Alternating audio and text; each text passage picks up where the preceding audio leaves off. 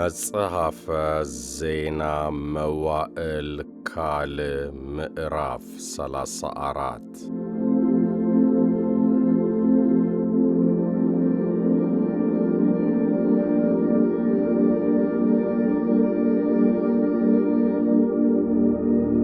ኢዮስያስም መንገሥ በጀመረ ጊዜ የ8 ዓመት ልጅ ነበረ።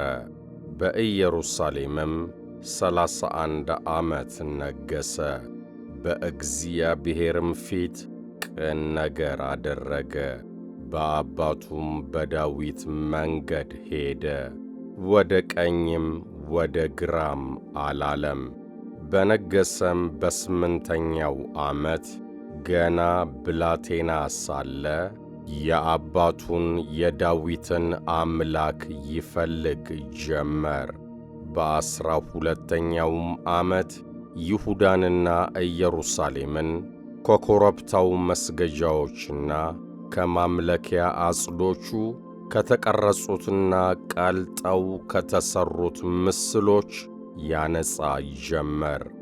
የበኣሊምንም መሠዊያዎች በፊቱ አፈረሱ።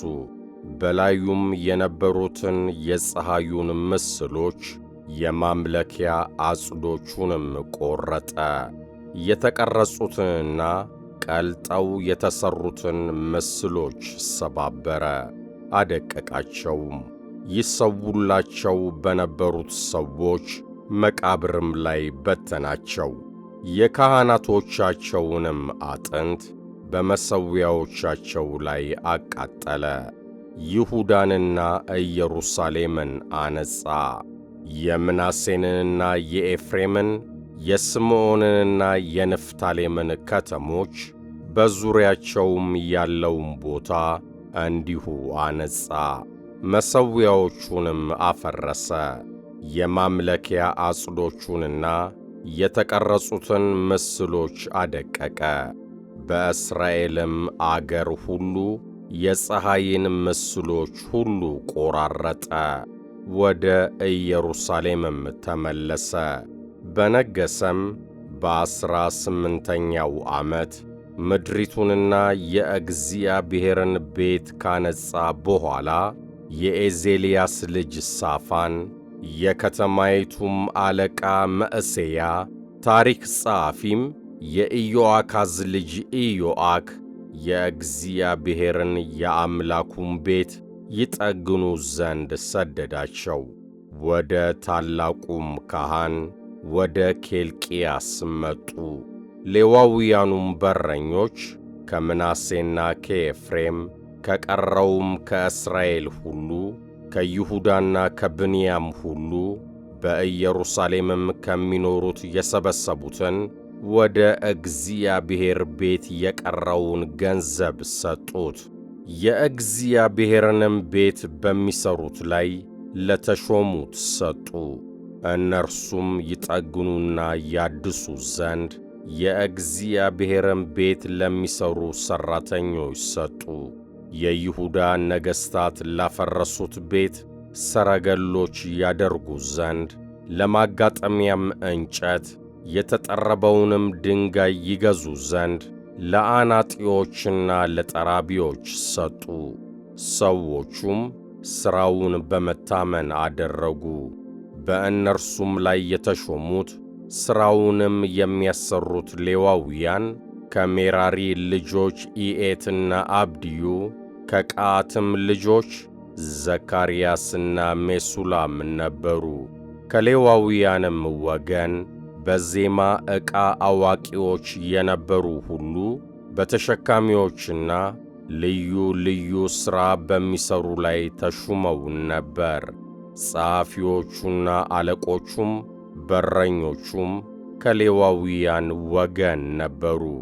ወደ እግዚአብሔርም ቤት የቀረውን ገንዘብ ባመጡ ጊዜ ካህኑ ኬልቅያስም በሙሴ እጅ የተሰጠውን የእግዚአብሔርን ሕግ መጽሐፍ አገኘ።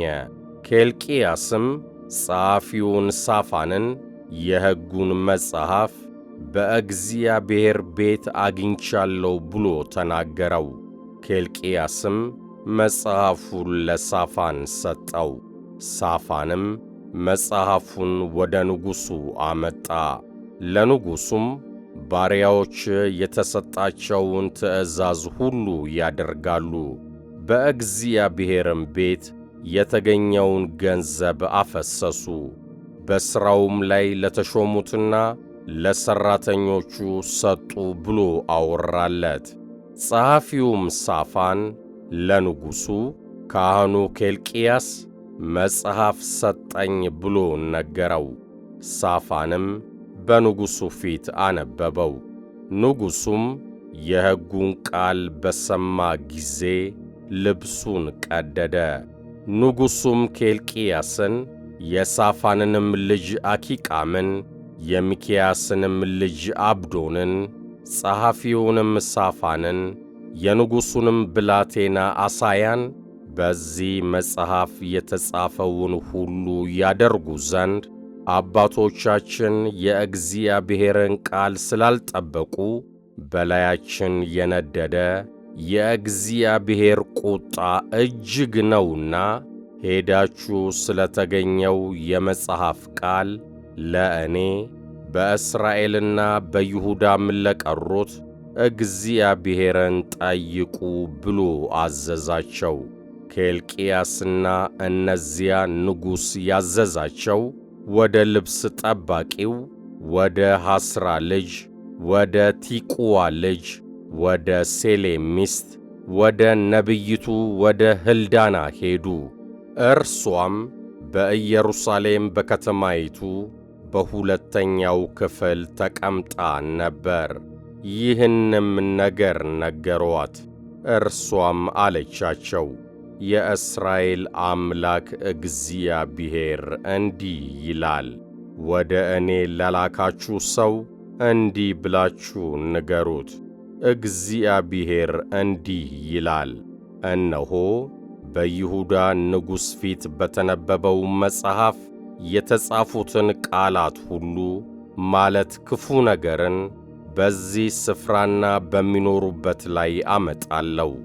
በእጃቸው ሥራ ሁሉ ሊያስቈጡኝ ትተውኛልና ለሌሎችም አማልክት አጥነዋልና ቁጣዬ በዚህ ስፍራ ይነዳል አይጠፋምም። እግዚአብሔርን ለመጠየቅ ለላካችሁ ለይሁዳ ንጉሥ እንዲህ በሉት፣ የእስራኤል አምላክ እግዚአብሔር እንዲህ ይላል፣ ስለ ሰማኸው ቃል ልብህ ገር ሆኖአልና በፊቴም ራስህን አዋርደሃልና በዚህም ስፍራ በሚኖሩበት ላይ ቃሌን በሰማ ጊዜ ራስህን አዋርደሃልና ልብስህንም ቀደ በፊቴ አልቅሰሃልና እኔ ደግሞ ሰምቼሃለሁ ይላል እግዚአብሔር። እነሆ ወደ አባቶች እሰበስብሃለሁ፣ በሰላምም ወደ መቃብር ትሰበሰባለህ። በዚህም ስፍራና በሚኖሩበት ላይ የማመጣውን ክፉ ነገር ሁሉ ዐይኖች አያዩም። ይህንም ለንጉሥ አወሩለት። ንጉሡም ላከ፣ የይሁዳንና የኢየሩሳሌምንም ሽማግሌዎች ሁሉ ሰበሰበ።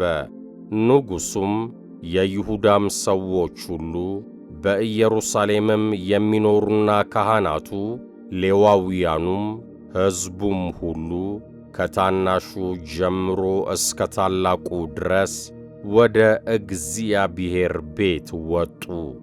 በእግዚአብሔርም ቤት የተገኘውን የቃል ኪዳኑን መጽሐፍ ቃል ሁሉ በጆሮአቸው አነበበ። ንጉሡም በስፍራው ቆሞ እግዚአብሔርን ተከትሎ እንዲሄድ ትእዛዙንና ምስክሩን ሥርዓቱንም በፍጹም ልቡና በፍጹም ነፍሱ እንዲጠብቅ በዚህም መጽሐፍ የተጻፈውን የቃል ኪዳን ቃል እንዲያደርግ በእግዚአብሔር ፊት ቃል ኪዳን አደረገ። በኢየሩሳሌምና በብንያምም የተገኙትን ሁሉ በዚህ ነገር አማለ። በኢየሩሳሌምም የሚኖሩት የአባቶቻቸው አምላክ የእግዚአብሔር ቃል ኪዳን እንዳዘዘ አደረጉ። ኢዮስያስም ከእስራኤል ልጆች ምድር ሁሉ እርኩሱን ሁሉ አስወገደ። በእስራኤልም የተገኙትን ሁሉ አምላካቸውን እግዚአብሔርን እንዲያመልኩ አደረገ። በዘመኑ ሁሉ የአባቶቻቸውን አምላክ እግዚአብሔርን ከመከተል አልራቁም።